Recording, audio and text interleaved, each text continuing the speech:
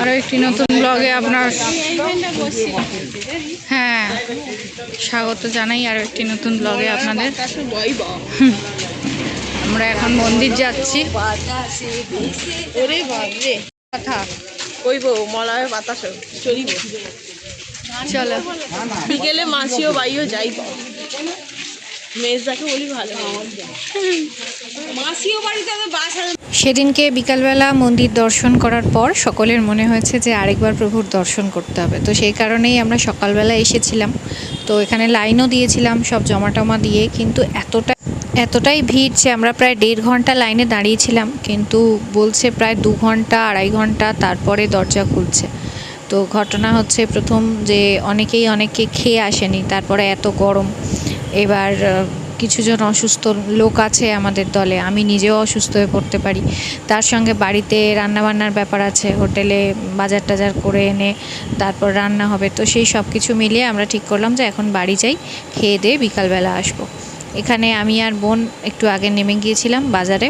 এখানে স্বর্গদ্বারের কাছে একটা ধোসার দোকান, আমি আর বোন দুজনেই ধোসা খেতে খুব ভালোবাসি। তো সেই কারণে এখানে নিয়েছি একটা ধোসা, খুবই ভালো। বাকিরা বাড়ি চলে গেছে, জলখাবারের তোড়জোড় হচ্ছে। আজকে সকালবেলা স্নান হয়ে গেছে মন্দির যাওয়ার আগে, তো সেই কারণে আজকে আর সমুদ্রে স্নান করতে যাওয়ার কোনো ব্যাপার নেই। তো ওই জন্য ঘরে বসে বসেই সমুদ্র দেখছি।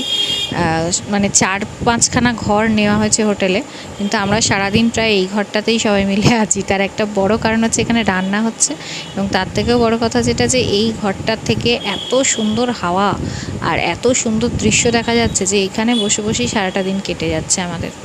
তো আমরা ঠিক করেছি দুপুরবেলা খাওয়া দাওয়ার পর আবার মন্দিরে যাব। জেঠুর এক চেনা জানা পুরোহিত মহাশয় আছেন, তার সঙ্গে কথা হয়েছে, তো তিনি যেতে বলেছেন। তো আপাতত আমরা দর্শন করে নিয়েছি, সন্ধে হয়ে এসছে। এবারে আমরা বাড়ির পথ মানে হোটেলের পথ ধরবো, একটু কেনাকাটা আছে সেগুলো করে। সব রকম কাজ মিটে গেছে। এবারে এতদিন এসছি, একদিনও সমুদ্রের ধারে বসা হয়নি, তো সেই কারণে আমরা 3 জন মিলে এসেছি এখানে একটুখানি বসতে। আমি, শিবম আর তুলি 3 জনে মিলে ভাবলাম আজকেই তো শেষ দিন, কালকে বাড়ি চলে যাব। সেই সমুদ্রের ধারে বসা মায়েরা তো সময়ই পেল না, তো আমরা আজকে এসছি। আমরা ভাবলাম যে আমরা অন্তত একটুখানি বসে যাই। খুব সুন্দর একটা হাওয়া দিচ্ছে, তবে সেই নোনা যে একটা হাওয়া, সেই হাওয়াটা নেই। সেই হাওয়াটা থাকলে বড্ড কষ্ট হয়, গরমে গা হাত পা প্যাচ করে। তো যাই হোক, খুবই সুন্দর কাটলো। অনেক কিছু স্মৃতি নিয়ে আবার বাড়ি ফিরছি, আবার কবে আসবো জানি না। তো চারদিকে এখন আস্তে আস্তে গুটিয়ে নেওয়ার পালা চলছে। বাড়িতে রান্না একটু হচ্ছে, আজকে প্রসাদ এসছে মন্দির থেকে, তো সেটাই খাওয়া দাওয়া হবে। আমাদের বলেছে যে রেডি হলেই আমাদের ফোন করবে, আমরা ততক্ষণ একটু বসে নিচ্ছি। চলে এসেছি হোটেলে। এই বারান্দাটা সত্যি বাড়ি গিয়ে মিস করব, এত সুন্দর। মানে এই বারান্দাটা দাঁড়ালে এমনিই মন প্রাণ সব জুড়িয়ে যাচ্ছে। আর এদিকের এই যে ঘরটা, যেটাতে আমরা সারাদিন কয়েকদিন ধরে কাটালাম, সারাদিন প্রায়। তো চলুন এবার খাবার পালা।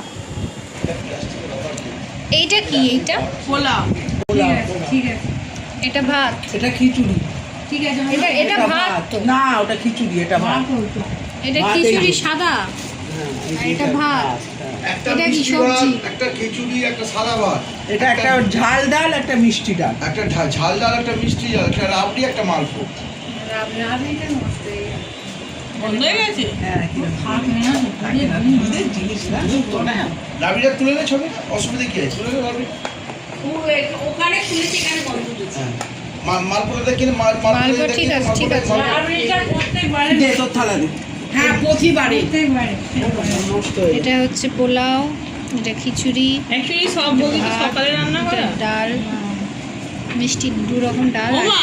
সৃজিতারা কালকে আজকে রাত সঙ্গে আছে মালপো। ভিডিওটা ভালো লাগলে লাইক শেয়ার কমেন্ট করতে ভুলবেন না। দেখা হচ্ছে পরের একটা